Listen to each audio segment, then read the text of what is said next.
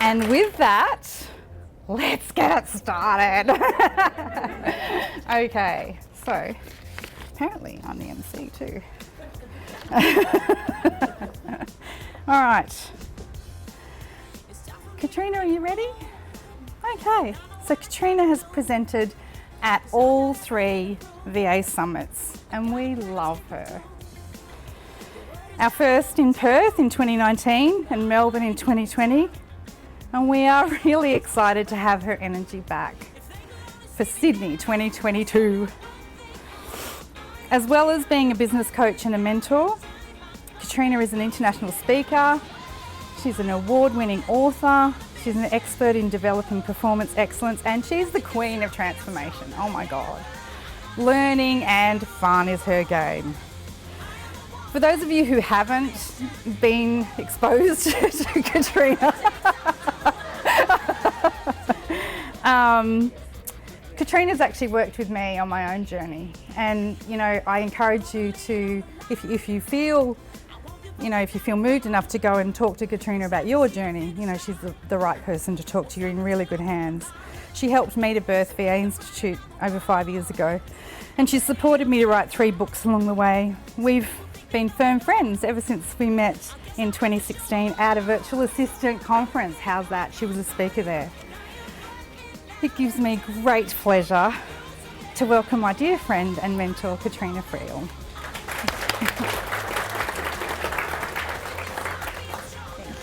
Congratulations.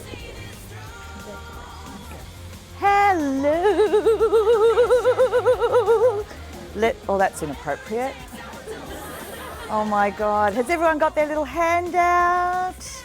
We're going to go through the 10 secrets of success. So you write each one down, give yourself a mark out of 10, and then you'll end up with a percentage at the end. So stay on top of it. Do you want to press play, Ingrid, on the... Sorry, you can relax in 2 seconds. All right, no worries.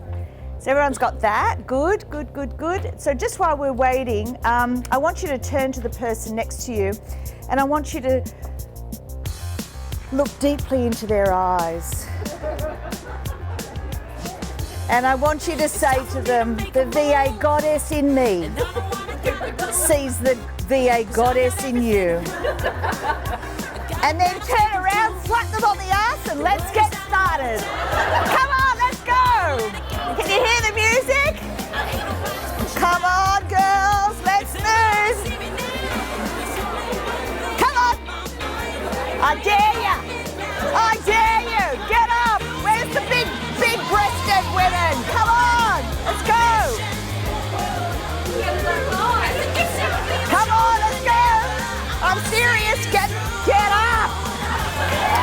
Come on, we're here. We're alive. We didn't drown. We're not in a war. Oh my God. The fires are over finally. Come on, we're here. We're alive. Come on, congratulations. Congratulations, you made it. We can touch people. We have legs. Isn't that amazing? Woo! Get your legs. Let's go. Woo! Woo! I've had my Panadol. That's the only reason I can do that. All right, let's get started. Thanks, girls, for getting up, moving your ass. Isn't it great? We can actually move our bottoms. We're sick of Zoom. Who's sick of Zoom? Oh, I'm exhausted from Zoom. Totally exhausted. All right, so let's start with secret number 1. What is it? I better check. Okay. I, the owner. So what happened when we were all in jobs is we were institutionalized. What happens over time when you're in a job is you start off engaged and then over time you're disengaged. And that's at some point there you said, I want to leave. Do you all remember that moment where the engagement just went down and you started at a 10 out of 10 engaged? Remember you were so excited when you got the job, and then how long did it take to get down to a 5 out of 10 engaged? Not long really. Snide remark from your manager. But now you're out. What has to happen is you now have to become an entrepreneur, don't you?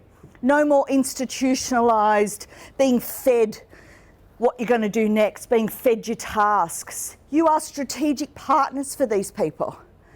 You are entrepreneurs. So you've got to get the eye of the owner happening.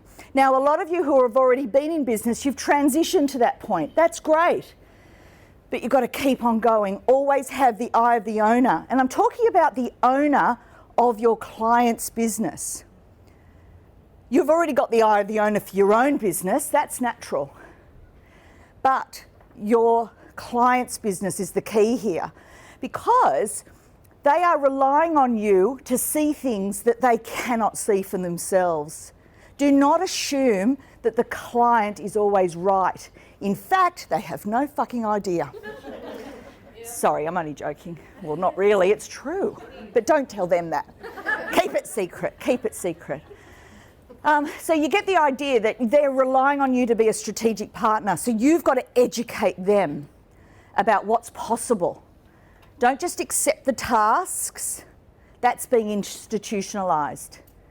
Straight away, when they give you something, go, is this the best way to do it? Is there something I can recommend here? All right, so have the eye of the owner. That's the secret of success. If you are just a task receiver and a task doer, and you're not thinking like a strategic partner, then you really won't ever be as successful as you absolutely could be. These entrepreneurs know their business, but they don't know what you can do. They don't know what you can offer. They don't know what you can build for them. And remember, you're limited by your capabilities, but imagine you joining together with other VAs. You could have 2 or 3 of you working as a team, and then suddenly you can offer that to your client. If that's what they need, build it. Whatever they need, build it. That's what an owner does. Pretend you are the CEO of their business, the general manager of their business. You are the business manager of their business. So what do they need? What do they need to have? Otherwise, the opposite of it is the fat cat mentality. Fat cat mentality is, doesn't matter what I do, I'm getting paid on Friday. Has everyone worked with people like that? Fat cats? They just take the money and run. We saw them at work, didn't we? Well, now we see them in business as well.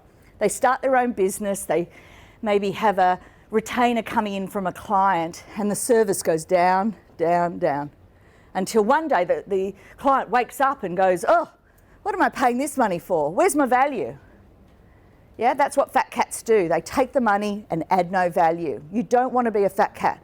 Now, it's very likely that you guys are the top 10% of Australian VAs because you're here. You're an activated, lifelong learner. You proactively came here. Think of the thousands that aren't here.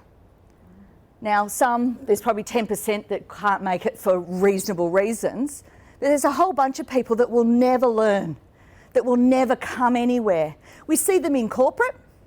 You know, corporate, they go to these, I train leadership management masterclasses all my life. For 30 years. And I say to them, are you an activated lifelong learner? Because that's the top 10% of the world's population. The rest are all 90%ers. Lifelong learners. They will learn and grow by default. Yeah? Learn and grow by default. Whereas activated lifelong learners, they proactively build themselves and their capabilities. And you are in that club. Say congratulations to yourself. In fact, pat the person on the back. Welcome to the club. You are in the top 10% of the world's population. So you have every chance of excellence. And I'm serious. This is not a bullshit pat you on the back. This is genuine. You actually proactively came here. You didn't have to come. You didn't have to open your wallet.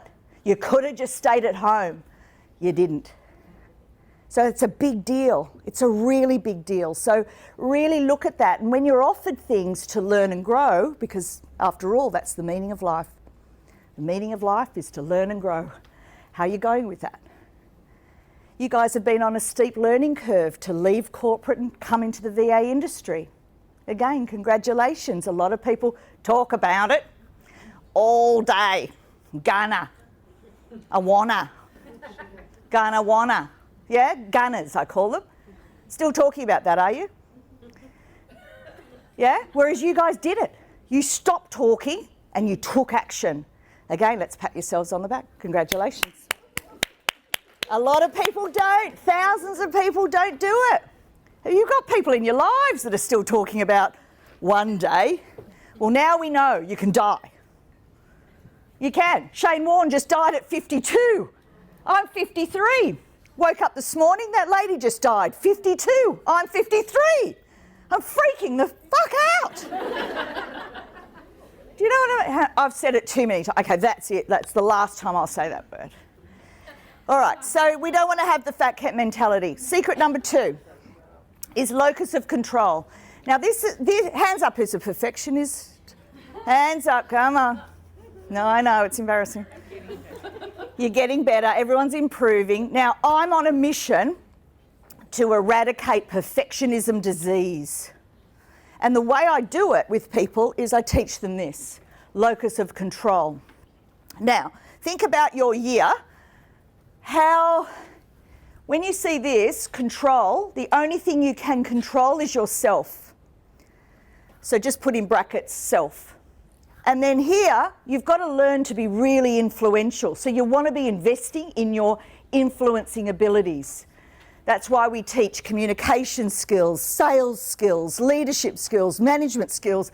All those skills are really just the ability to influence others. You can't control others, but you can influence others.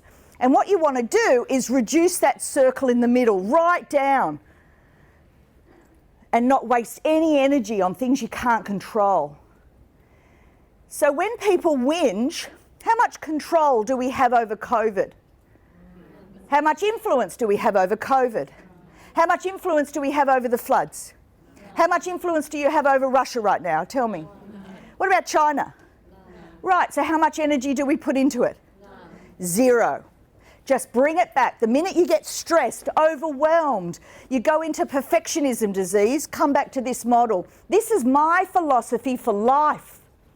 Every single time I get nervous or concerned or have an issue, I check in with this. My brain does this automatically now.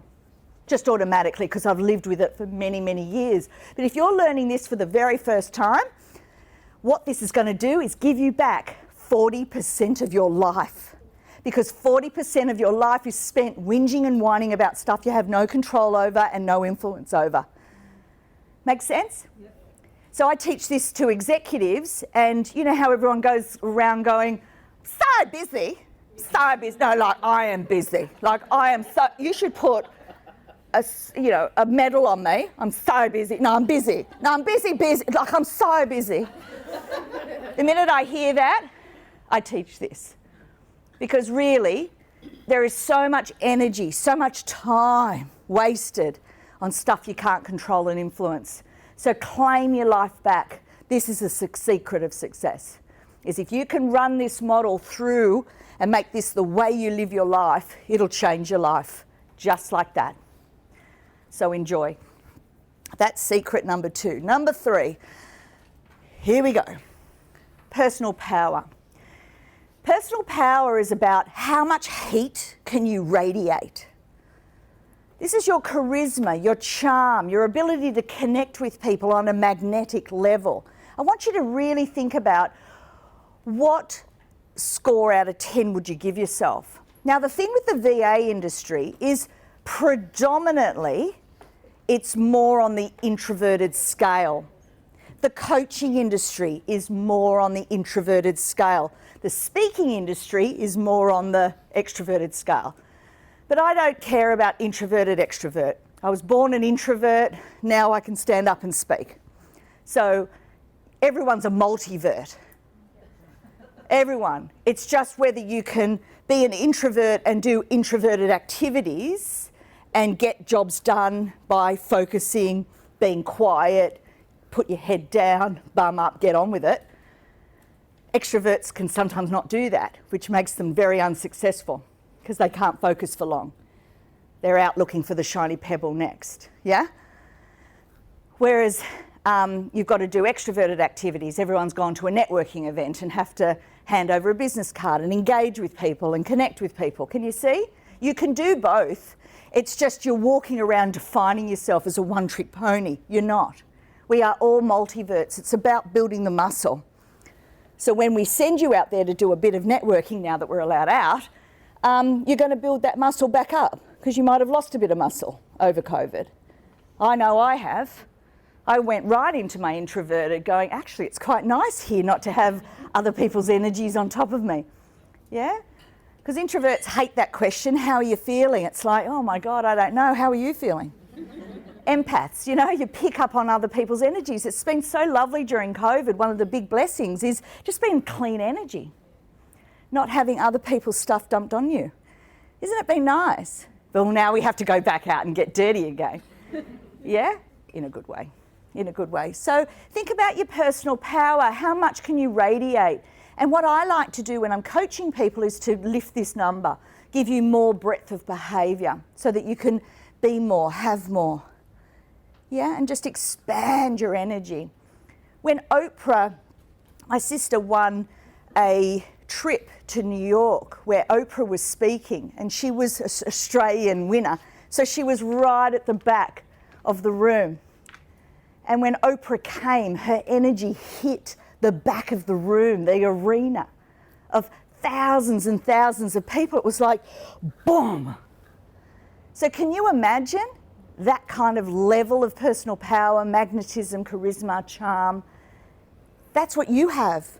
It's just, are you aware of it and do you know how to turn it on and off? Now, the thing about personal power is you don't walk around with it on a 10, level 10, all the time. So I don't walk in when I see my husband when I get home and go, hello, welcome. I don't do that. I can turn it right down to barely anything where he says, are you going to talk at all? Because I want to go home, don't I, and switch right off. So I don't use my personal power at home because what's the point? I've been married 35 years. It really doesn't matter at this point. No one else will have us. So it's not about walking around with this on 10 all the time. It's really about knowing when to shine. Now, when we learn about this personal power, what I can do is I can turn mine right off so I'm completely invisible in a room. So we learn how to do that. So prior to a speech, you don't want to be on up the back of the room and everyone keep going, what's that energy up there? Like, what? What's going on? You don't. You turn yourself right off so that you're nothing and nobody, and then the other people shine, and then when you're on, then you switch it on and you come up here. Make sense? So you can do the same thing. It's a skill. It's a confidence. It is linked to confidence, of course. And it's one of my major topics is around what's happening? Excuse me. Excuse me. Don't you know who I am? Excuse me. Can't be, surely. Can somebody press? There she is, my girl. Thank you. What have I done? Muted myself. Oh. So rude. So, if you could just press it on and, yeah. Yeah. You guys all know, could you all get up and sort this out? That'd be great. Thank you. Oh dear, it's completely dead. Is the, on the laptop, can we press on? Or is it beautiful? Secret number 4, guys, get ready, next one. Click, click, click. Yes. My bad, sorry. Okay, so talking about confidence, people talk about confidence and VAs often describe themselves as not having a lot of confidence. You're not the only industry, it's pretty much women in general all say, I don't have confidence. The issue I have with that is you're branding yourself. You have confidence in all these things, but you might not have confidence in these things. So never define yourself completely as having no confidence at all over everything. Can you stop saying that? The thing about it is there is a structure to confidence. So you are confident when you have these 3 things in balance. First of all, self-belief, self-value, and self-assuredness. Now, what that means is you have to believe you can, it has to add value, and you have to have practiced it enough, right? So you won't have confidence if you don't believe you can. It doesn't add any value to your life. That's why you haven't learned it, you haven't mastered it, you haven't bothered. And you're not assured enough because you haven't practiced it, because you couldn't be bothered in the first place. Does that make sense? So give me an example of what you're not confident in. Just give me something. Yes? Counting. Me neither. Who cares? We have accountants for that. And bookkeepers. Isn't they fantastic? Yeah, good. Who's got another one that they're not confident with? Social media. Social media. Me neither. Yeah, Social media, yes. Which one? Reels on Instagram. Reels, something very specific. Okay, great. So let's just take Reels, because it's a nice little particular thing, isn't it? Whereas social media, we could break that down into millions of things. But let's take Reels. So do you believe you can? Yes. Did you hear the yes and how quick it was? Did you hear that? So as a coach, I know not to worry about self-belief for her. It's there. It's embedded in her. She's ready to go. Does it add value? Does it add value to your life? Yes. Did you hear the yes again? Did you hear that fast? So I don't have to worry about ramping up the value that it offers. Have you practiced it at all? No. Right, there we go. It's that easy. So simply, in this scenario, for her to be confident, she just needs to have a bit of a crack. So Liv has just told me to do my reels last night. So I now have that goal. Do you now have that goal?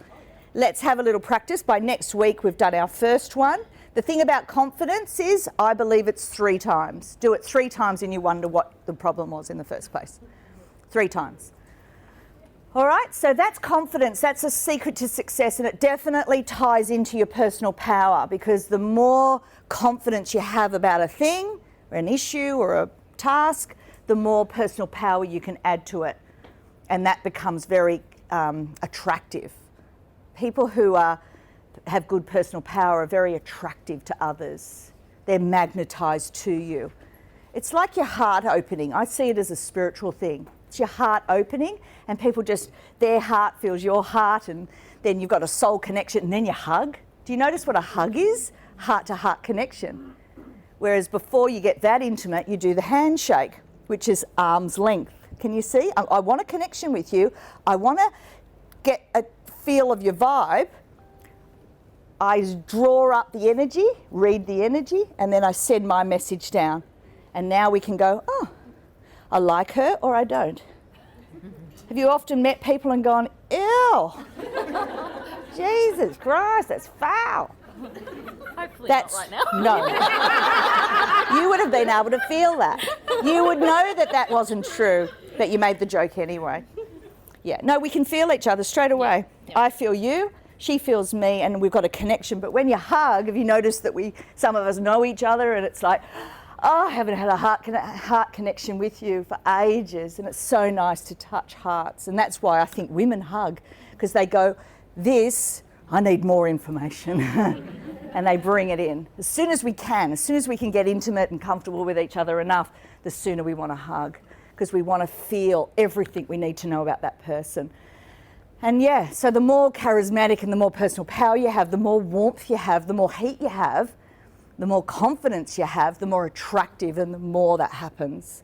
All right, so you want to be working on these things from a personal development point of view as well as a professional point of view. Is it working again? Thank you. Secret number 5, guys. What's next? Press. Next, press.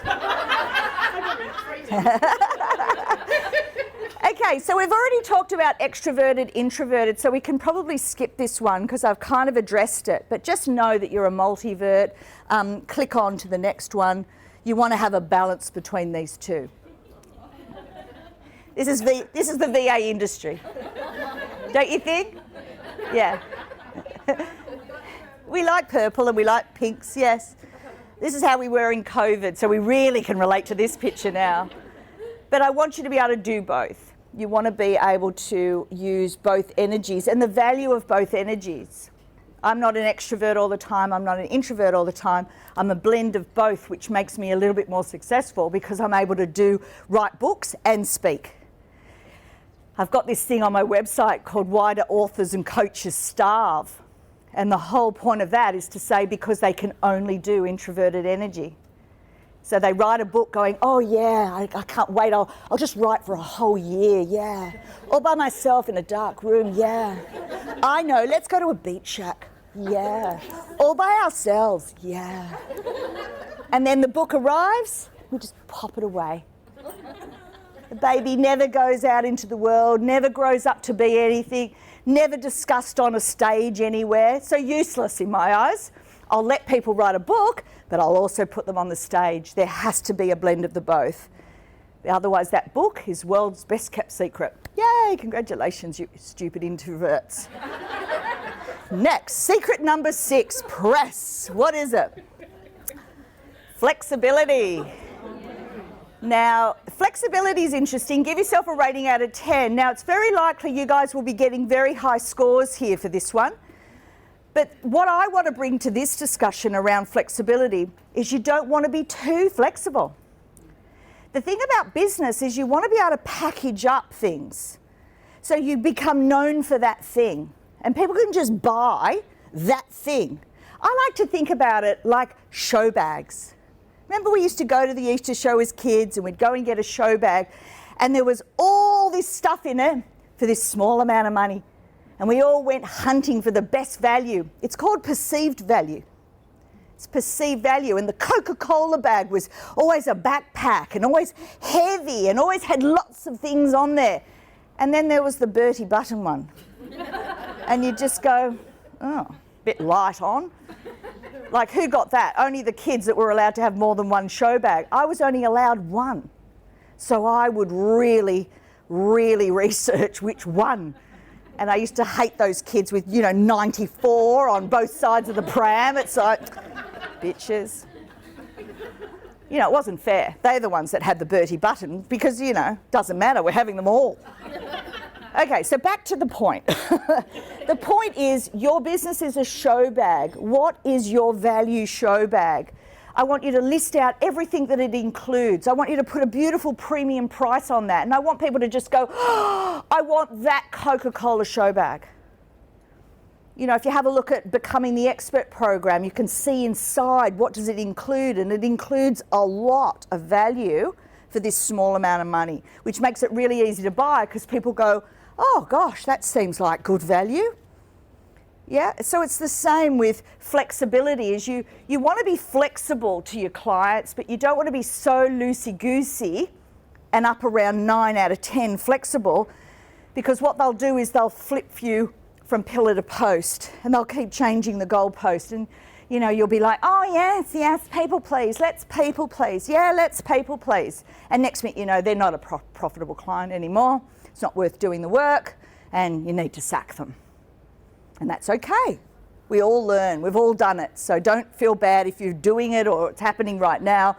We've all been too flexible. I'm very flexible.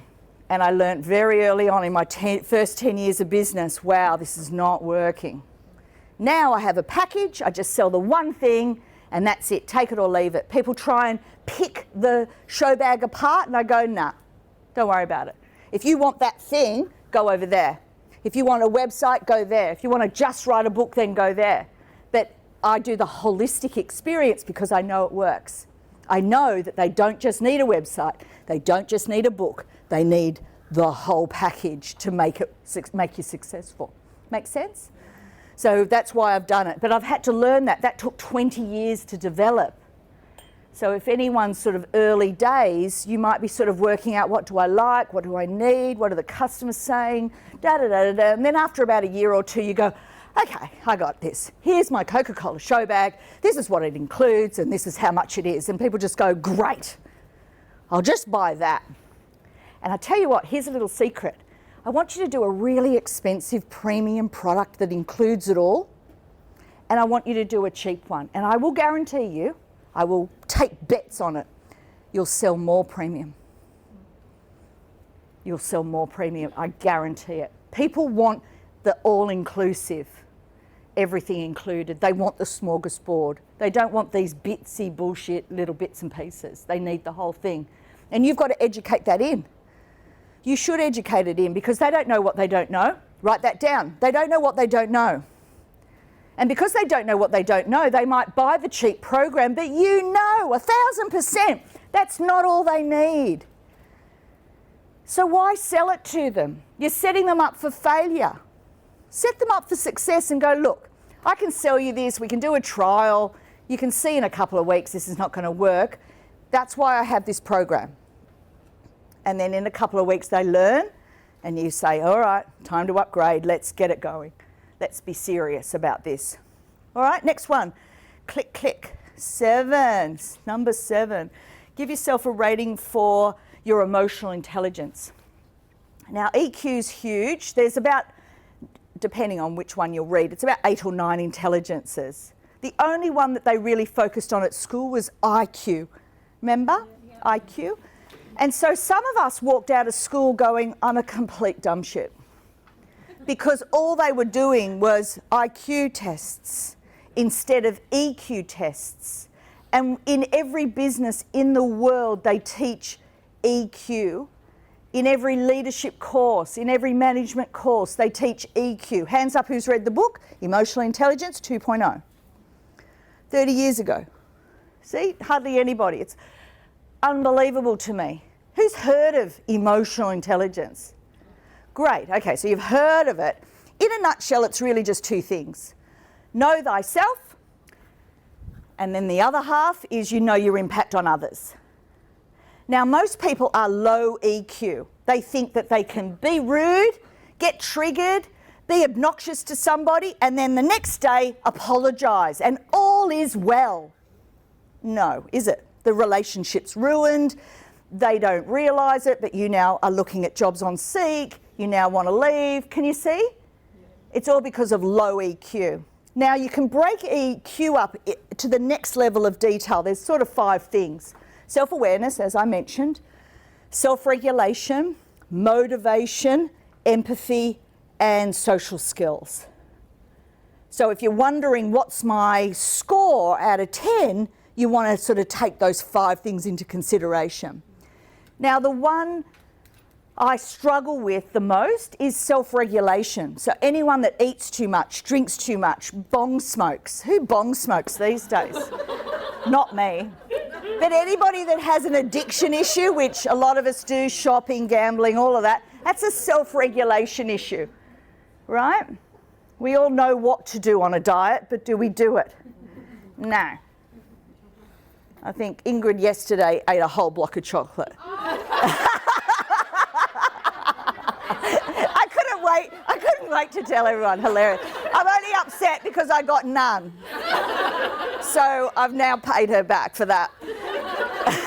But you get the idea. We're all doing all these weird behaviours when we absolutely know what the appropriate self-care action is, but we don't do it because of a self-regulation issue. So have a little think about what are your strengths here and what are your challenges, and work on those moving forward.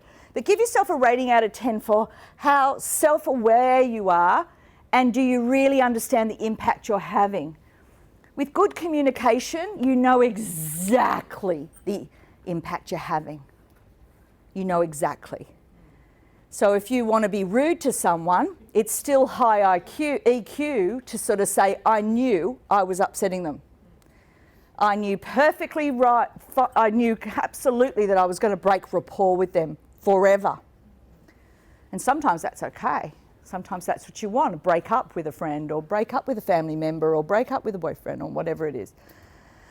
Right? So EQ is one of these things that you never arrive at perfection, but some have it naturally at a 7 or an 8 out of 10, and some people, sociopaths, psychopaths, narcissists, really low EQ, really low. And in fact, they don't even care what the impact is. And have we all worked with people like that?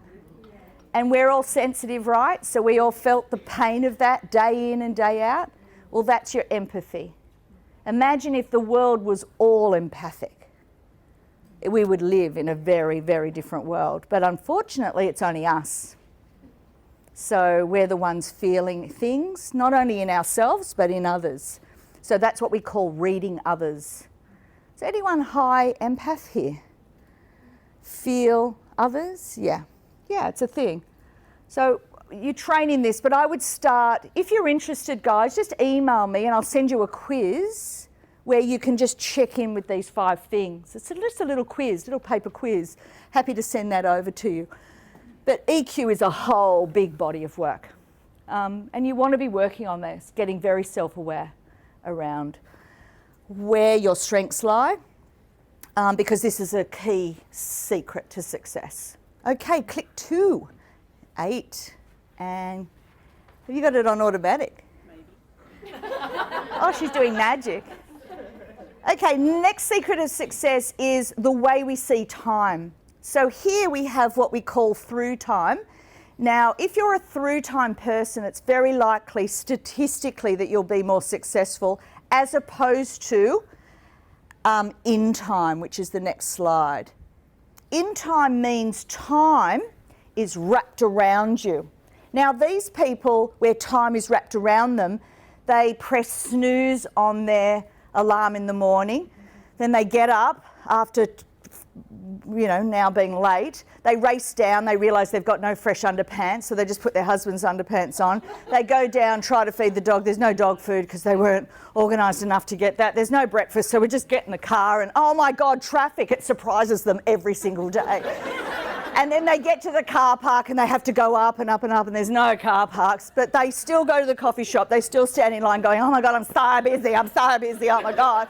I need my coffee. And then they get to their desk and they get to the meeting and they've got their bags still on them and they've got their coffee though, it's all fine. And they're like, 1:15, not bad. Because they're ish, 9-ish. Can you see? Time is just all on top of them. And then they go, oh, bull, it's 5 o'clock. What? Like it just happened accidentally. Whereas the other people, the through time people, that you ask them the time, they go, oh, it's about 9:30, and you look at, it's like 9:28, and you're like, what? They turned up at the meeting at 9:15. Bag in their desk, notebook, pen, coffee, ready to go. How long have they been waiting for the meeting to start? Half an hour. You can see why they get mad, right? So anyway, I want you to think about, are you a through time or an in time person? Because I believe you need to be both. So because my life is so structured, there's aeroplanes to catch, there's times, there's agendas, everything's time. In the week, I'm very through time.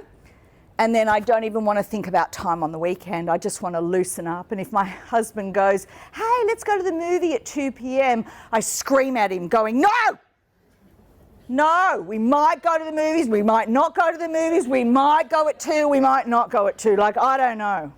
Like, I just don't want to be tied into anything because it's so timely during the day. So hands up who's both.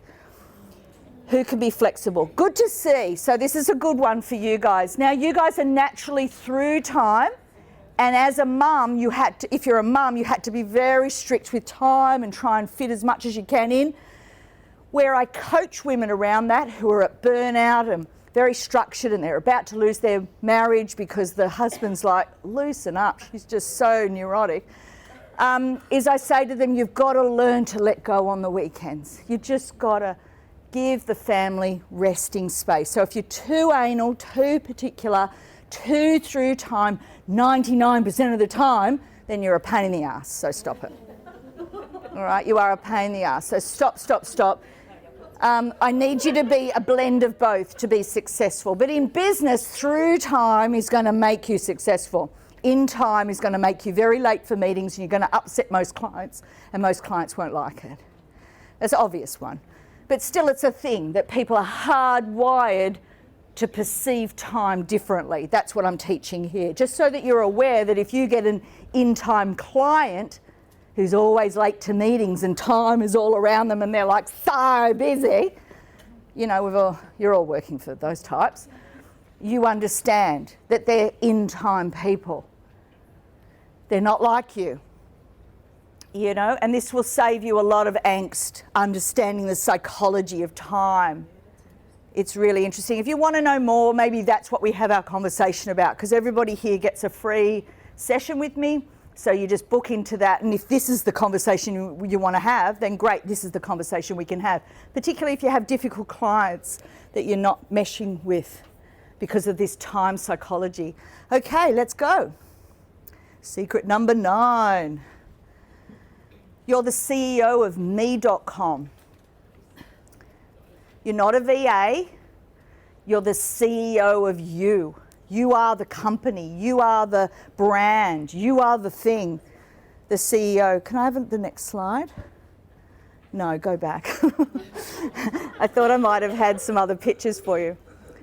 But you're the CEO. This holds a certain level of energy. Who feels like a pleb? Who feels like a beggar? Who feels like they're just admin? If anyone ever says that, punch them in the face. I'm just admin, I'm just a VA, I'm just a mother, No, you're the CEO of your corporation. You've got to act like it. And that's why we teach leadership and management skills, is because we're raising the bar. You're not just anything. You are now the CEO of yourself. How well are you going at that job? Would you employ yourself? Would you give yourself a job? Would you think you're brilliant? We're getting a lot of good confident nods going, yeah, I'm brilliant. Yeah, good. That's the way it's meant to be. You're meant to be wanting to hire yourself because you are amazing. But you've got to get this confidence around seeing yourself in a certain way.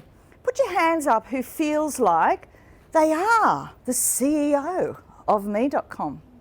Good, good. And there's a couple that really want to grow into that feeling, and that's why we put it up today, so that you can just think about it and go, yeah, you're right. And the minute you put that tag on yourself, you behave differently. VAs behave one way, CEOs behave another way. That's why I want you to realise you're a CEO, you're a strategic partner, you're an educator, you're a trainer, you're a coach, you're a facilitator, you're a consultant. Do you need any more titles, people? You're not just admin. You are so much more than that. And you can be so much more than that if you want to evolve into so much more than that. But you know, there's levels, isn't there? There's levels of offering. There's levels of value you can give. There's levels of everything. So if you want to be just an admin and have 2 customers at 2 hours a week giving you, $10 an hour, fine, then that's the level. Just accept that about yourself. But for the rest of us who are here, we want to be so much more than that. You want to be an exceptional expert. An expert. That's why I call my business Becoming the Expert. Because when we leave corporate, we don't feel like the expert. But we've got all this capability in our back pocket, all this experience. It's simply, how do you want to put that together? What do you want to be the expert in? And that's why Ingrid often will spend a lot of time on your niche, because really that's what you're going to build over time, is this expertise. So you're the go-to girl for that thing, go-to guy for that thing. Yeah, you want to become the expert in what? What do you want to be the CEO of? What kind of empire do you want to build? What kind of legacy do you want to leave? This is all exciting. It's all things that we can think about. Hands up who's not ambitious and really is wondering why I'm talking about this. Does anyone not really care and just wants really tiny little, just leave me alone, just want a couple of customers and that's it? No? Is people not daring to put up their hand, or is it genuine? You guys are here to make a difference. You want to help lots of people, right? Yeah, good. Okay, so I'm talking to the right audience. That's good. Fantastic. All right. So enough on that. But again, if you want to talk about legacy and future and building empires, let's have those conversations, either with Ingrid or myself. It doesn't really matter, as long as you're thinking about, I'm really into online programs at the moment. That's sort of like the next evolution for me to offer my clients, is not just the first year of what we work on, but the second year is really online programs, so you become global very quickly. Make sense? So you guys can do that too. You can be educating, teaching, whatever your expertise is. Okay, secret number 10, being yourself. Now this is really interesting, particularly for the perfectionism disease people. Perfectionism disease is what I call acting like a machine. Hands up who loves machines. Nobody said nobody ever. Sorry. But she's a people person. The machines are only part of it. She helps people deal with machines, but she's working with people, so she's a very, very high-end people person. Great educator about technology and dehumanises, you know, because technology is cold, isn't it? Unforgiving and unflexible, and you have to work it out and fix it up. That's what Ange does for a living. But for you guys, I want you to think about, seriously, how real are you? How authentic are you? How close to the true essence of who you are is reflected in your business and the people that you work with? Give yourself a rating out of 10 for how much you show of yourselves. Now, introverts are very private people, and so they end up not being authentic because they don't want to show anybody anything. Does that make sense? That sometimes we hide ourselves. And I want you to give yourself permission to blossom, to open up your heart, to show who you are. And the more quirky you are, the more I want you to be my girlfriend. Because quirky now is celebrated. So introverts, I found, are the most deep people, the ones with all these incredible secrets. When you really get to know them and you really open them up, they say amazing things. Like, oh yes, I dress up as Wonder Woman on the weekend. I'm like, what? I love you. It's your quirks that make you you. So let's celebrate that. Really celebrate it. I love Christine. Like Christine and I have gone Perth together, Melbourne together, and she's actually really quite quirky. And I'm quite quirky. I'm very quirky. But there's no point in me hiding that, is there? Is there any point in me becoming formal, conservative? Oh my God, I might as well kill myself, to be honest. How boring. So there's only going to be a certain people are going to love me. There's going to be a whole bunch of people that don't want to be my best friend, and that's okay. You're not meant to be pleasing everybody. You just have to find your people. Make sense? We don't have to worry about everyone going, oh, she's amazing. No, she's amazing to you. You get her. You appreciate her. Yeah? And that's how you pick your friends. Can't pick your family, unfortunately. But you know what I mean. So give yourself a rating out of 10. And at this point, I'd like you to think about what would get you the extra point or two. So who shall I pick on? Who's brave enough to reveal their score on how authentic they're able to be? And the people with the pink hair, I think pretty much, let's just pick on them. You. What score?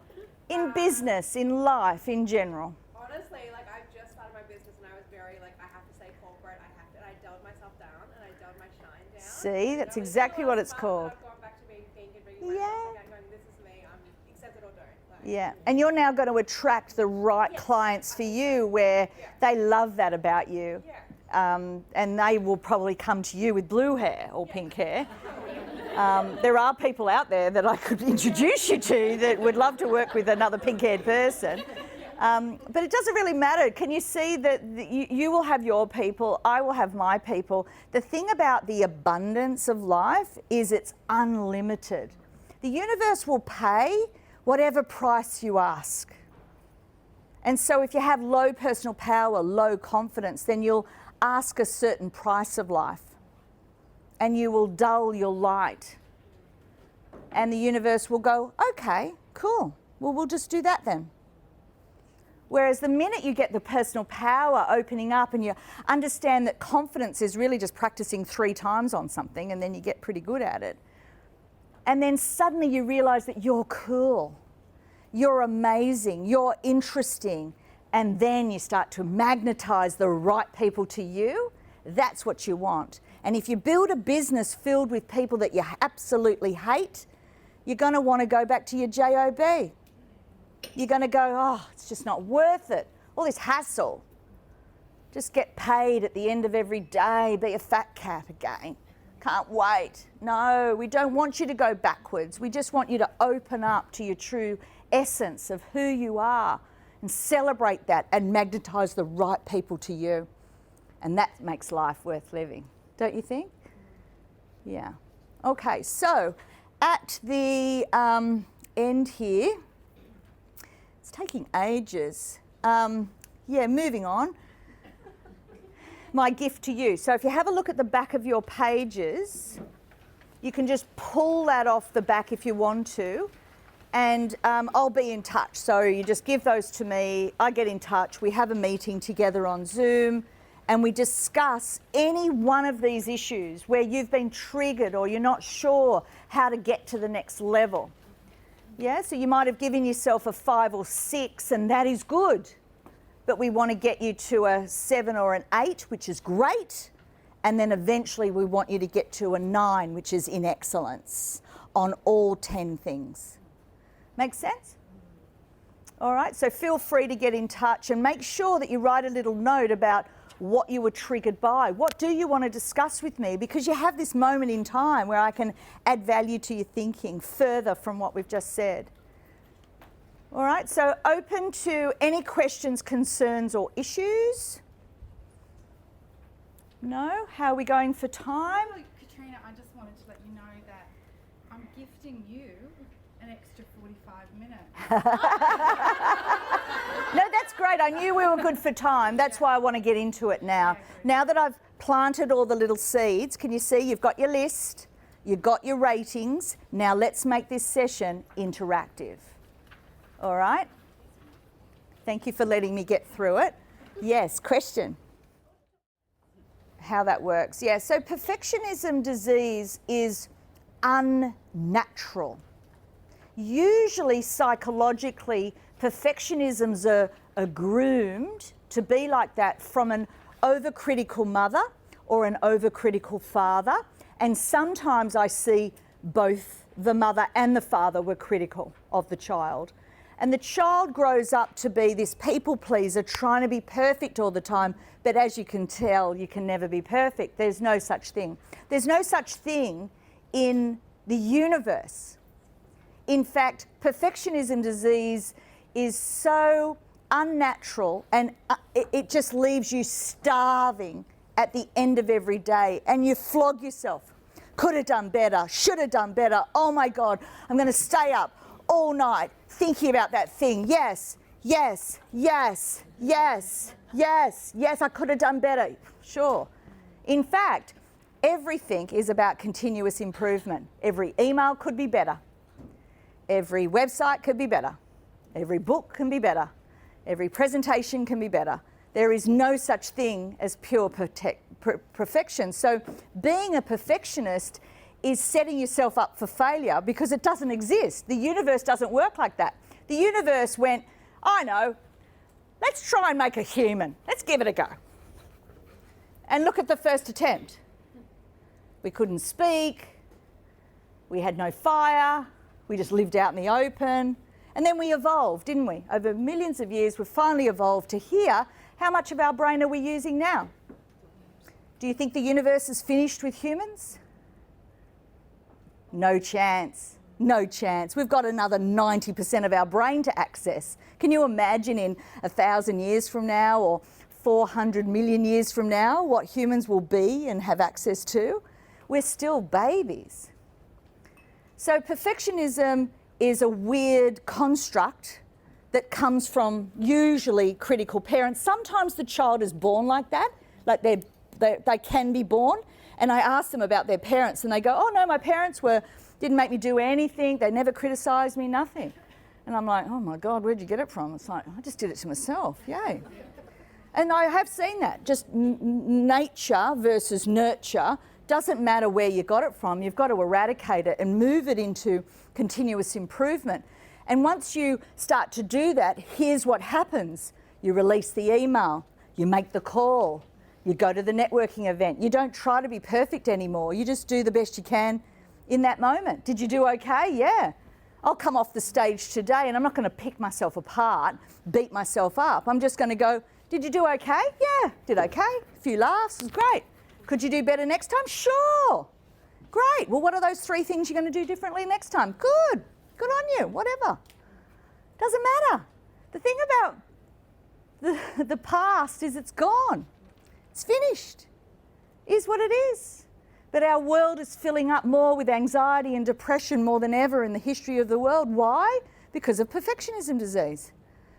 Nothing's good enough. We feel anxious about this. We feel depressed about that. All because we're living in the past. Anxiety is, depression is living in the past, and anxiety is worrying about the future. Instead of just being present in the now. It is what it is. That's one of my sayings, guys. Write that down. It is what it is. The floods. It is what it is. The war. It is what it is. Nothing I can do about it, nothing I can do to change that thing, but I can just simply be the best person I can be with whoever's in front of me now. And for today, you guys are in front of me, so I'm doing my absolute best, putting my heart and soul into it. And you would feel that. You would feel my passion, my joy, my happiness that comes from doing this, and that's all we ask of you. But perfectionism really, really drives me crazy. It really does. And I want to eradicate it from the world. That is my mission. Because people would love life more instead of beating themselves up about every email and not making the calls and not feeling good enough and not having great self-worth and self-value and self-belief. It's eradicating, it's eroding all of those things. And that's not what we want for women, is it? It really isn't. Great question. I'll get off my soapbox. No, and this can be our conversation. You and I can go right into it when we... Yeah, we all improve over time. Great. Good to go, yeah. It's about self-management, and it comes back to that self-regulation thing, because I was in events, and events were very much cross the T's, dot the I's, cross the T's, dot the I's. You know, if you didn't do everything, you know, it can all fall apart quite easily. So there's a lot of stress involved in that sort of thing. But I had to find a way to reduce my anxiety, because I was a real worrywart as a kid, very nervy child, worried about everything because you've got empathy, so you're feeling everybody else's stress and anxiety, so you didn't even know if it was your anxiety or your stress. So to me, I had to work it out. And by the time I was 25, I'd already had 2 burnouts from overwork. So I'm like, oh my God, I'm going to die at 40 of a heart attack, or 52. 52, I'm going to die of a heart attack because I haven't sorted this thing out. I had to stop burning myself out. I had to stop being a workaholic. I had to stop being a perfectionism and just start to live life. So I've been through the ringer, I've gone through the process of it, and now I just send it out. It is what it is. You know, we publish books, so you can imagine my clients' anxiety levels going, I found a typo! I'm like, that's why we self-publish. I can fix it, and by the time you order your next books, get another 10, that typo's fixed. Big deal. 10 people have the typo book. It's going to be a collector's item very soon. Do you see what I mean? Like, who cares? It doesn't matter. I always like to think of, remember newspapers? I know some of the young people don't even know what they are, but we used to say in the olden days, you'll be yesterday's news. You'll be yesterday's fish and chip paper. So really get over yourselves. Nothing's that precious. Let it go. But we do have this tendency. So you do have to know it about yourself. You need to be self-aware, because if you're self-aware, you can change it. If it's out of your conscious mind and you're not conscious of it, you don't understand the damage it's doing, which means you can't address it. So as a you want to work on your psyche. And this is one of the things I love, because it's so knitted into all these other things around self-worth, confidence, personal power. It's all wrapped up in the same thing. We just call it perfectionism disease. But really what we're working on is confidence, self-assurance, self-awareness, all of that. Question? Yeah, and you're now going to attract the right clients for you, where they love that about you. and they will probably come to you with blue hair or pink hair. There are people out there that I could introduce you to that would love to work with another pink-haired person. But it doesn't really matter. Can you see that you will have your people, I will have my people. The thing about the abundance of life is it's unlimited. The universe will pay whatever price you ask. And so if you have low personal power, low confidence, then you'll ask a certain price of life. And you will dull your light. And the universe will go, okay, cool. Well, we'll just do that then. Whereas the minute you get the personal power opening up and you understand that confidence is really just practicing 3 times on something and then you get pretty good at it. And then suddenly you realize that you're cool, you're amazing, you're interesting, and then you start to magnetize the right people to you. That's what you want. And if you build a business filled with people that you absolutely hate, you're going to want to go back to your job. You're going to go, oh, it's just not worth it. All this hassle. Just get paid at the end of every day, be a fat cat again. Can't wait. No, we don't want you to go backwards. We just want you to open up to your true essence of who you are and celebrate that and magnetize the right people to you. And that makes life worth living, don't you think? Yeah. Okay, so at the end here, it's taking ages. Moving on. My gift to you. So if you have a look at the back of your pages, you can just pull that off the back if you want to, and I'll be in touch. So you just give those to me, I get in touch, we have a meeting together on Zoom, and we discuss any one of these issues where you've been triggered or you're not sure how to get to the next level. Yeah, so you might have given yourself a 5 or 6, and that is good. But we want to get you to a 7 or an 8, which is great. And then eventually we want you to get to a 9, which is in excellence on all 10 things. Make sense? All right, so feel free to get in touch and make sure that you write a little note about what you were triggered by. What do you want to discuss with me? Because you have this moment in time where I can add value to your thinking further from what we've just said. All right, so open to any questions, concerns, or issues. No? How are we going for time? Katrena, I just wanted to let you know that I'm gifting you an extra 45 minutes. No, that's great. I knew we were good for time. That's why I want to get into it now. Now that I've planted all the little seeds, can you see you've got your list, you've got your ratings. Now let's make this session interactive. All right? Thank you for letting me get through it. Yes, question? How that works. Yeah, so perfectionism disease is unnatural. Usually, psychologically, perfectionisms are groomed to be like that from an overcritical mother or an overcritical father. And sometimes I see both the mother and the father were critical of the child. And the child grows up to be this people pleaser, trying to be perfect all the time. But as you can tell, you can never be perfect. There's no such thing. There's no such thing in the universe. In fact, perfectionism disease is so unnatural, and it just leaves you starving at the end of every day, and you flog yourself. Could have done better, should have done better. Oh my God, I'm going to stay up all night thinking about that thing. Yes, yes, yes, yes, yes, yes, I could have done better. Sure. In fact, everything is about continuous improvement. Every email could be better. Every website could be better. Every book can be better. Every presentation can be better.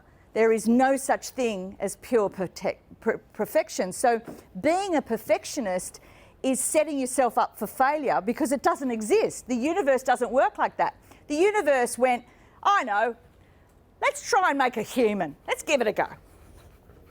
And look at the first attempt. We couldn't speak.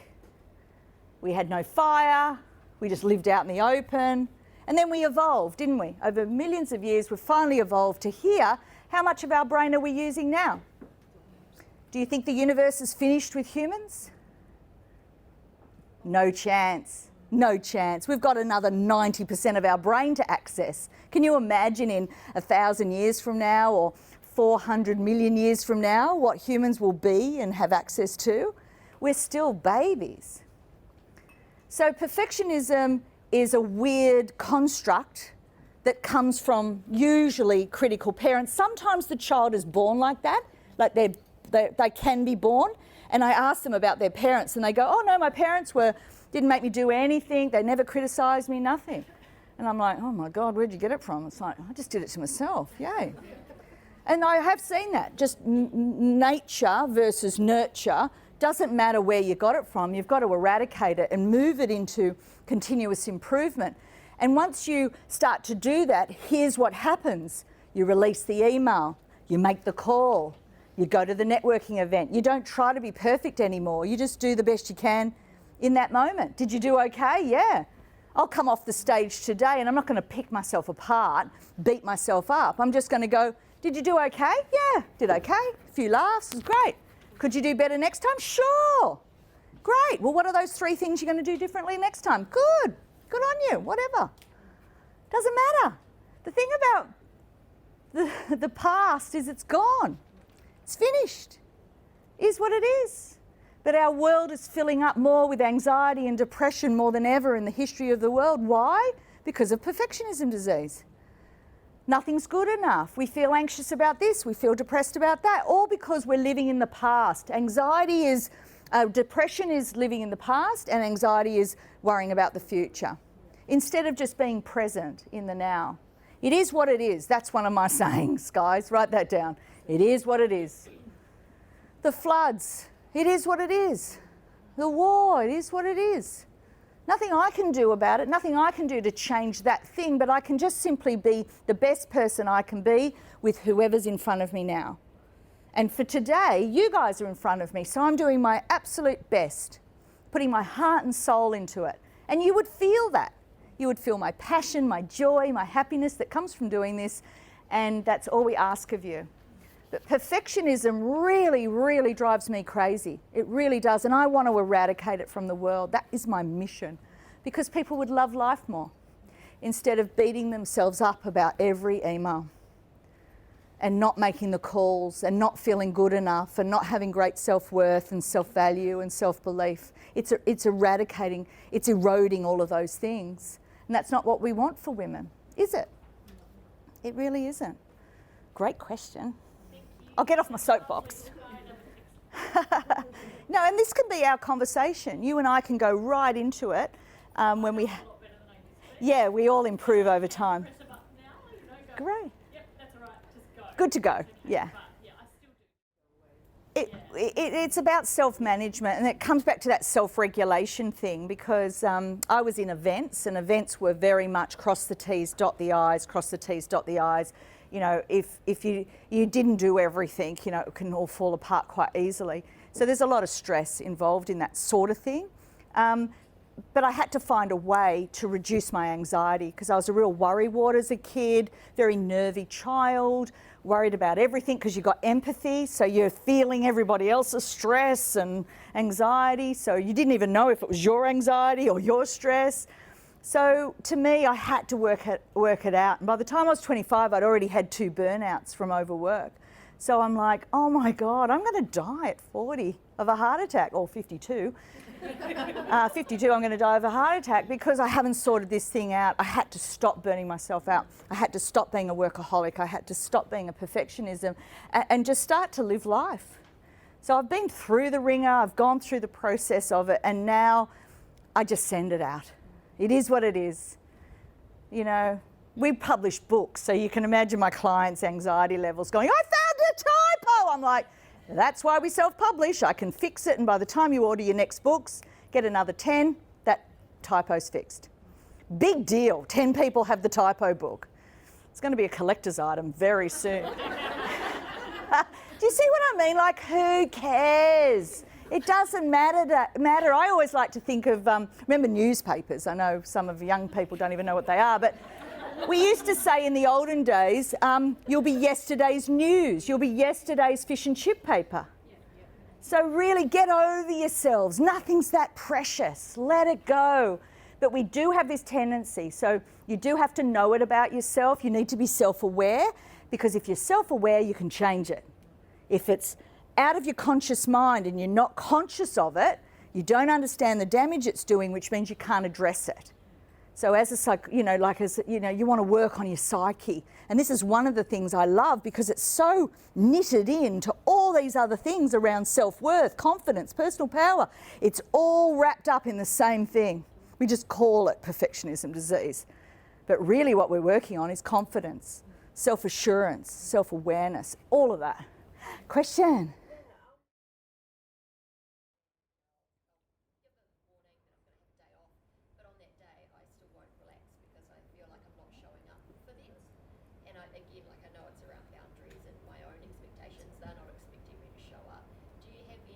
Yeah, let's just give her a round of applause, because you're ruining both experiences. Well done.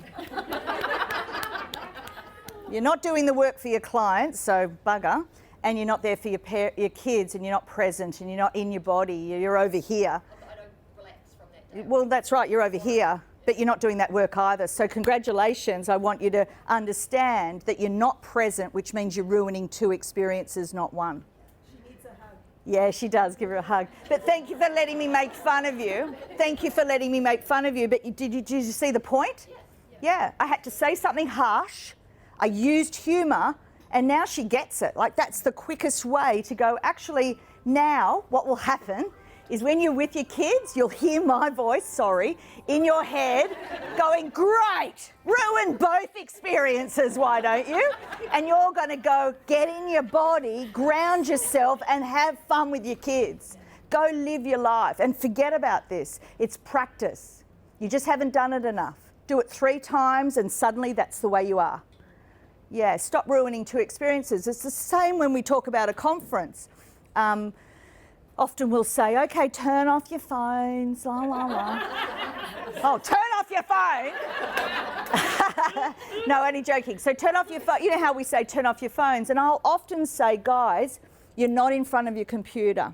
You're not doing your work today. You're here. So you may as well be here and suck up as much juice out of the day as you can, or the 2-day conference, because you're not doing your work. That's already not happening. So just accept that and say, you know what, I'm working on my business. I'm not working in my business for the next 2 days, and that's okay. But you may as well be present here and suck up as much value as you can. Otherwise, if your brain is over there going, how many emails do I have right now? In fact, let's check. I know I'm so busy. I'm so flat out. I'm so important. Oh my God, the world is going to collapse without me today. Can you see? It's just ridiculous, but we do it. I always just think about that. Just be present in the moment. Let's get the most out of this, because tomorrow the emails will still be there. Monday, the world hasn't collapsed, or it might have, we don't know. Any other questions? Yeah, it's the way we do it is we have a strategy day. So I say to people, the reason you don't have it is you spent no time thinking about it. So what you do is you clear your schedule, you buy a day, and you have a strategic development day, and we work on that thing, and you walk away with your Coca-Cola show bag. And you go, oh my God, and the minute you see your Coca-Cola show bag, I can't hold you back from going out and selling it, because the value is so amazing that you just go, yeah, it's 10 grand, yeah. You're an idiot if you don't buy it, like seriously. You're stupid. Oh, you're not my customer anyway. Fuck off. You know what I mean? Like, you're so confident. Once you build it, if you keep laughing, I'll keep doing it. That's the problem. Oh my God, I'm like a precocious child. So yeah, you just need to set time aside. If you can't think strategically and can't think about value and value bombing, you can't think about that, then you need somebody to help you. So you have a coach or a mentor or whatever. Please be in touch. You know what? We could probably do it in your free coaching session. So just put, that's what we're going to do. Yeah? Just do it in that. You can see me do my thing. Yeah? That's a good get a value bomb where it just sells itself. People see it listed. They see a see a list and they see the price and they just go, oh, it's just such good value. Press buy now. It should sell itself. You shouldn't have to go, and I do this, and I do that. Just go, here's the link, look at it, get back to me tomorrow. Your call. Yeah, well, do sales tomorrow. Wait till you see that. Oh, sorry in advance. I love that question. It's a great question. Oh, yeah. Thank you for asking that question. Did I plant that question in you? First of all, write this down. Women are their own worst enemy. Don't worry about men and the pay gap and all of that. It's all our fault to a certain degree. The feminists won't like me saying that because we want it to be somebody else's fault. We want to be victims. We want to say, oh, poor us, look at us. Never walking in and asking for the pay rise, not having enough confidence. The men have been going, I don't want these women to get confidence. Jesus Christ, imagine if they all had confidence. Oh no, we'd be in trouble. Can you see already that conversation is starting where women are starting to be angry publicly, speaking up now. Me Too movement. Can you see? The anger is rising. Feel the fear disappear from women. And we're suddenly going to take what is rightfully ours. So don't be the victim about, oh, history and, oh, poor women. No, I don't do that. I always think, if I want a pay rise, go in and negotiate it. Have you done any negotiation in the past? No, you haven't. Every woman I've ever spoken to, I say, have you done any negotiation training? No. That's why you can't negotiate. Have you done any confidence training? No. Well, you know? So it's us. We're activated lifelong learners. If you need something, if you've got a training gap, if you want to be a better negotiator, if you want to be a better influencer, if you want to be better at anything, then go get that thing.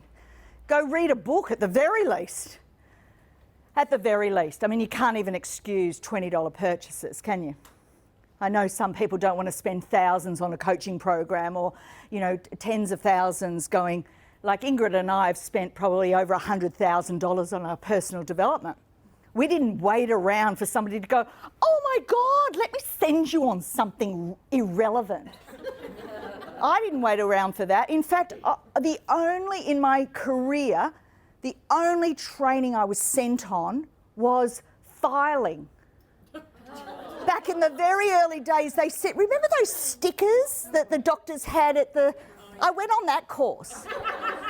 That's the only time any company has put their hand in their wallet and sent me on something. I've done the rest all myself from the very beginning. I spent 4 years at TAFE getting 5 qualifications, and my friends couldn't even finish 1 year of TAFE, let alone university and all of that. Can you see what I'm saying? Like, take the world yourself. Nobody cares about you and your development and your business. Nobody. The only person that has a vested interest in you is you. Thank you. Yes, so back to guilt. Part 2. Thank you. Part 2, guilt. Now, guilt exists as an emotion, a negative emotion, because back in the day we used to kill each other. So what the universe thought was, let's give them a bit of guilt so that they stop killing each other in history. And so that was good, wasn't it? Back in the day we go, oh, I'd feel guilty if I killed you. I feel guilty if I killed you. And then religion took it over and went, you know what, this guilt thing, let's ramp it up. All right, let's really build it. So anyone that's had a Catholic upbringing knows what I'm talking about. They really turn the screws. So anyone that's had a Catholic upbringing, then great. You guys are 10 out of 10 guilt-ridden. Anyway, what I'm saying is it's a completely redundant emotion, and yet you guys are living it every day over everything. And all it was installed for was to stop you from killing people back in the day. And now you use it, it's an emotion, so your brain goes, hey, we haven't used that one for a while, let's whip that out. So in psychology, what we do is we clear anger, sadness, fear, and guilt. And guilt's the last one to go. We do it in that order. Anger, because once you remove anger, sadness bubbles up because anger was stopping the sadness. And then we deal with sadness, fear, and that's irrational fear. Sometimes there's rational fear, but most of our fear is irrational. And then guilt. And I love clearing guilt because I just think, why? My family used to call me selfish because I do exactly what I want to do. How many of you do exactly what you want to do? Or are you going to shit you don't want to go to, and with your Chardonnay you're filled with resentment? I didn't want to be here. Why am I bloody here? Because you didn't have the confidence to elegantly and sophisticatedly say no. I am so good at saying no, I don't do anything I don't want to do. If I don't want to go to that thing, I just don't go. Yeah? But how much of your life is spent doing stuff for other people and to please other people while you're sipping your Chardonnay with resentment? I use the resentment thermometer, and that determines whether I say yes or no. If my resentment is low and I'm excited and I want to go, it's a yes. If my resentment is high, it's a no from me, thanks, no matter what. So you might not be practiced at it now, but I set you a task. I set you a task to see how many no's you can get this year. And the minute you've done it 3 times, you actually go, this is the best game ever. Oh, yeah, so I'm not resentful anymore about anything. Whereas people who are guilt-ridden do things for others that they don't want to do and makes you miserable, and then you die at 52, as we see. Question. They do. It's never perfect. That's the way to see it is a little bit. So you might say, like for example, I'll use my husband as an example. I'm one of 4 girls. I'm from a big family. My husband's been with me since I was 18. I'm now 53, nearly dead. And he has had to go to things over the years that he would have no interest in whatsoever on any level, believe me. He hates the lot of them. But the way he did it was in my name. I love her so much that I'll go for her. So remember, that's very different.